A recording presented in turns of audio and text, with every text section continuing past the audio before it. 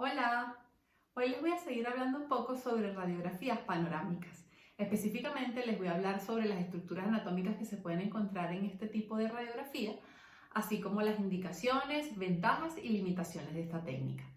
Para empezar, es importante que sepamos que la radiografía panorámica se divide en varias regiones anatómicas para su estudio, empezando por una región central que se va a llamar región medial y que está ubicada desde el borde interno de la órbita de un lado al borde interno de la órbita del lado contralateral, y va a comprender toda esa zona en sentido cefalocaudal.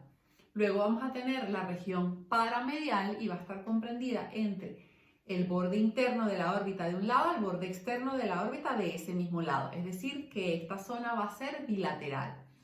Y luego vamos a tener la zona lateral, que es la que va a estar comprendida entre el borde externo de la órbita de cada lado hacia los extremos de la radiografía panorámica. Todo entonces lo que esté comprendido en el sentido cefalocaudal en esta área va a pertenecer a la región anatómica lateral. Y la idea es ir haciendo una descripción o una enumeración ordenada de las estructuras anatómicas que se pueden ir observando por cada una de estas zonas, siempre manteniendo el orden de irlas describiendo, de irlas mencionando de superior a inferior, es decir, en sentido cefalocaudal. Voy a hacerles la referencia de cuáles son las estructuras anatómicas que se pueden observar según cada una de estas regiones. Cuando hablamos de la zona medial, empezando entonces, vamos a tener el tabique nasal, vamos a tener también el meato, vamos a poder observar el cornete inferior, podremos observar también la espina nasal anterior, vamos a poder ver el piso de la cavidad nasal, vamos a poder ver el paladar óseo. Es importante que haga una diferencia acá. Vamos a ver que estas dos estructuras anatómicas se encuentran una por encima de otra. Vamos a ver más caudalmente el piso de la cavidad nasal como una línea radiopaca, y por encima de esta vamos a ver una banda radiopaca que va a corresponder al paladar óseo. En inferior, ya en mandíbula, vamos a observar las espinas genis y luego vamos a observar el borde inferior del mentón, es decir, la base mandibular. Todas estas estructuras anatómicas correspondían a la zona medial. Cuando hablamos de la zona paramedial, el listado de estructuras anatómicas es el que sigue.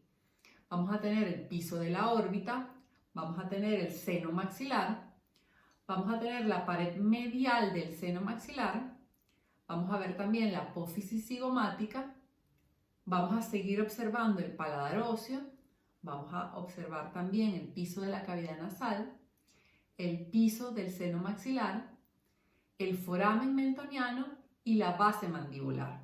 Fíjense que vamos a seguir observando tanto el piso de la cavidad nasal como el paladar óseo, porque recuerden, como lo vimos en el video de los conceptos básicos de la radiografía panorámica, que el complejo maxilofacial curvo va a aparecer proyectado en una imagen plana, y que es por esto que vamos a estar viendo es, como decir, ambos perfiles del paciente enfrentados en una misma imagen radiográfica. Y lo que vemos como que está solamente en esta zona anterior, que es el piso de la cavidad nasal y el paladar óseo, al proyectarlo hacia los lados, vamos a ver que se corresponde completa la imagen en la radiografía panorámica.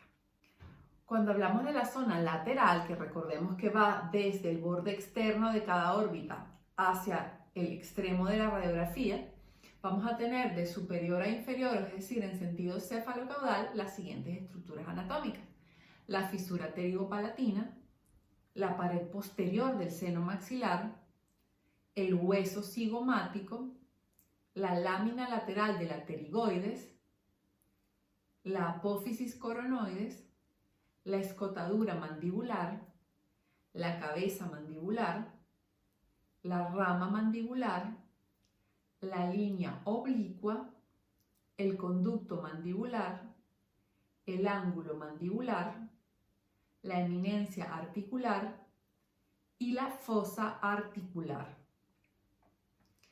Importante acá, fíjense que estoy utilizando la nomenclatura actualizada.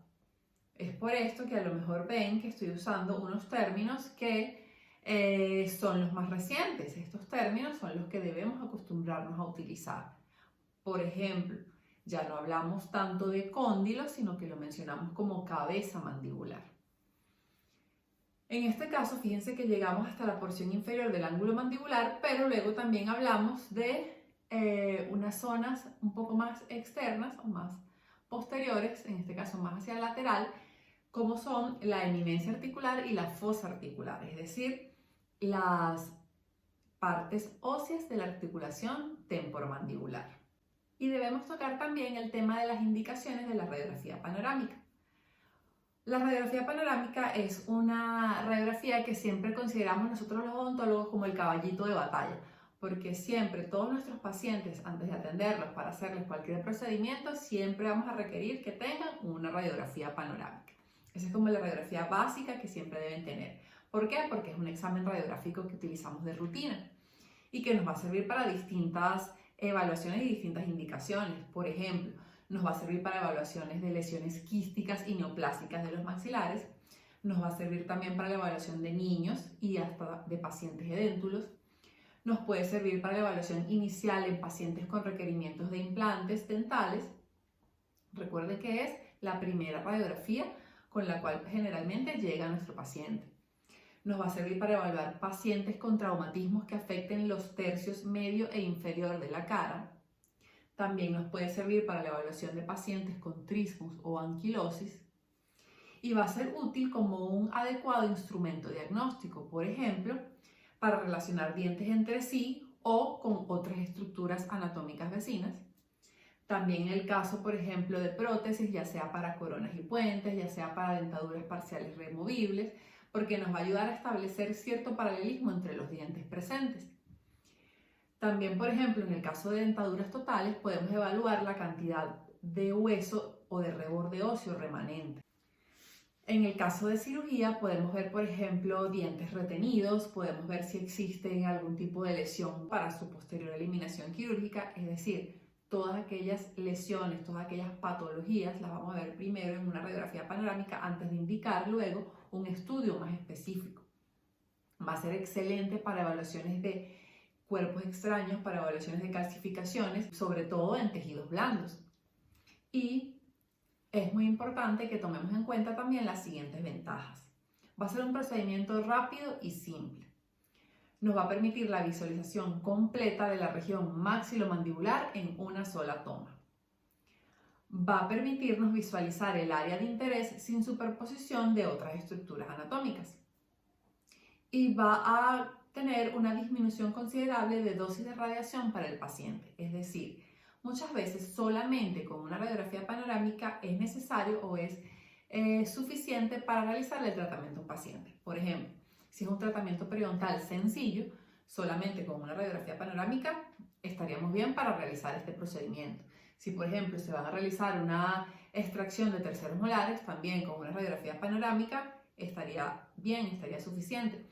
Ya si vemos que a lo mejor la posición de los terceros molares es bastante compleja, vemos que está muy cercana al seno maxilar o muy cercano al canal mandibular y que hay algún tipo de riesgo o algún tipo de complicación que podamos prever, entonces podemos indicar un estudio más específico. Si vemos en la panorámica podemos observar que hay un diente retenido, pero no necesariamente podemos ubicar por dónde está retenido este diente solamente con la radiografía panorámica. Para eso vamos a requerir entonces otro tipo de radiografías, ya sea radiografías convencionales, como por ejemplo, ya sea en superior utilizar técnicas de localización radiográfica como la técnica de Clark, o en inferior podemos utilizar radiografías convencionales como las radiografías oclusales con proyección perpendicular, o ya más específico podemos dirigirnos a la tomografía computarizada de haz cónico. Entonces vemos que solamente con obtener esta primera imagen de la radiografía panorámica hay todo un mundo de posibilidades que se nos abren para poder atender a nuestros pacientes. Y ya luego vamos observando, vamos descartando, vamos evaluando si es necesario que le hagamos la indicación de algún otro tipo de estudio. Por supuesto va a tener también sus desventajas. Por ejemplo, la pérdida de nitidez y del detalle radiográfico, esto es algo muy importante porque si nosotros queremos evaluar, por ejemplo, detalles en el ligamento periodontal, si nosotros estamos evaluando cresta ósea, si nosotros estamos evaluando cosas muy puntuales, por ejemplo, en el caso de los compañeros endodoncistas que van a hacer un tratamiento de conducto, pues con una radiografía panorámica no pueden, necesitan irse a una radiografía que dé más detalle, como en este caso la radiografía periapical. Es importante también que sepamos que va a estar influenciada por las variaciones en la configuración anatómica del paciente. ¿Por qué? Por ejemplo, si nosotros tenemos un paciente muy mayor que no puede ubicarse correctamente en el equipo y que le cuesta ubicarse derecho en el equipo y no puede estirar completamente su columna, entonces esto va a provocar que aparezca la imagen fantasma de la columna cervical en el centro de la radiografía. Y esto puede limitar bastante la observación y la valoración adecuada de este tipo de estudio. Eso, por ejemplo, es una limitación de esta técnica. Por ejemplo, si tenemos un paciente pediátrico que tiene que estar tranquilo, quietecito, esperando a que el equipo, por más que sea, que hay equipos que son rápidos, igual son cierta cantidad de segundos en la cual el equipo hace su emisión de radiación y que puede capturar la imagen del paciente, pues si es un paciente muy poco colaborador va a ser de difícil obtención. Y siempre, dependiendo del caso, debe ser complementado con radiografías intrabucales. Entonces, vemos que todas las técnicas van a tener sus indicaciones, sus contraindicaciones, sus limitaciones, sus ventajas. Otra limitación que pueda tener esta técnica es en exámenes diagnósticos que van a necesitar una alta resolución. Por ejemplo, para detectar una pérdida precoz de hueso alveolar. Si se quiere detectar, por ejemplo, la enfermedad periodontal tipo periodontitis, con una radiografía panorámica no se puede ver, al menos una periodontitis incipiente, no vamos a poder ver ese desgaste o esa borrosidad de la punta de la cresta ósea. Eso se tiene que observar en una radiografía periapical. No permite que podamos evaluar la presencia de caries en sus fases iniciales. En sus fases tempranas no se pueden observar. Ya cuando observemos una caries en una radiografía panorámica es porque está tan avanzada que puede observarse acá. Porque no nos va a permitir entonces, recuerden que también en la radiografía panorámica los dientes van a tener cierto grado de superposición. Entonces, para observar caries interproximales no vamos a poder utilizar este tipo de radiografía para eso. Si queremos ver, por ejemplo, cambios asociados a lesiones periapicales, cambios a nivel del hueso, en cuanto a patologías periapicales, tampoco vamos a poder ver esos detalles radiográficamente que nos puede permitir, por ejemplo, una radiografía periapical, que a pesar de ser una radiografía convencional, nos va a permitir observar de una mejor manera las imágenes necesarias. Por ejemplo, fíjense algo, si nosotros estamos evaluando un tercer molar en relación con el seno maxilar, y tenemos la duda de si las raíces están o no dentro del seno maxilar, ¿ustedes creen que podamos observarlo con una radiografía panorámica? No. ¿Saben por qué? Porque vamos a necesitar observar ese detalle de las raíces y específicamente lo que queremos ver es el espacio del ligamento que va a estar alrededor de las raíces. ¿Por qué? Porque si nosotros logramos observar la integridad del espacio del ligamento periodontal en una radiografía periapical, significa que el molar no va a estar incluido dentro del seno maxilar. Si se pierde este espacio del ligamento, entonces podemos tener clara certeza de que las raíces de este molar en cuestión se encuentran dentro del seno maxilar. ¿Lo sabían? Bueno, si les gustó este tema, por favor, déjenme sus comentarios. Recuerden también hacerme sugerencias de próximos y futuros temas que quieren que toque. No olviden suscribirse a mi canal. No olviden compartir esta publicación con sus compañeros. No olviden guardarla. Y nos veremos entonces en un próximo video. ¡Chao!